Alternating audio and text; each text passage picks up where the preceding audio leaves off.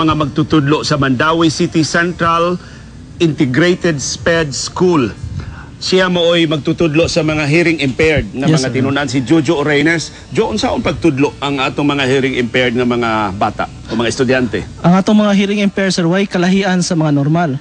Imbes ang mga normal atong pagtudlo is paagi sa atong tingog, boses. Sa atong mga hearing impaired, atong gamiton is sign language. Ang atong ginagamit sa eskwelahan is American Sign Language. Pila ka kanila daw na imong pailob, Jo, aron nga magkasabot mo sa imong mga estudyante? Hana, kung kanang terminos mga bata nun, sir, kanang nosebleed.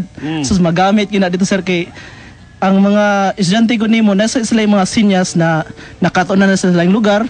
Kaya mo sa nilang gamiton. So ikaw maglibog sa unsa tong sinyasa. So imo muna everyday is a sa challenge, everyday is a education gini mo kay magkaton kag mga new ways of sa communicating sa ila. Mas hinay ba ang dagan sa leksyon tungod sa ilang impairment? Yes, sir, kay sadto sa nasa ubang panahon na ang mga HI nato or kanang hearing impaired limited may lang vocabulary. So kami dito sa eskwelahan amo ginang giposture na to expand their vocabulary.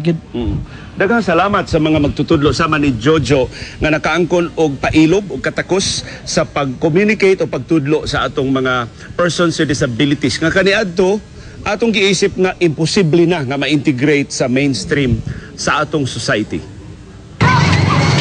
Usa ang West City Exceptional Child Learning Center sa mga special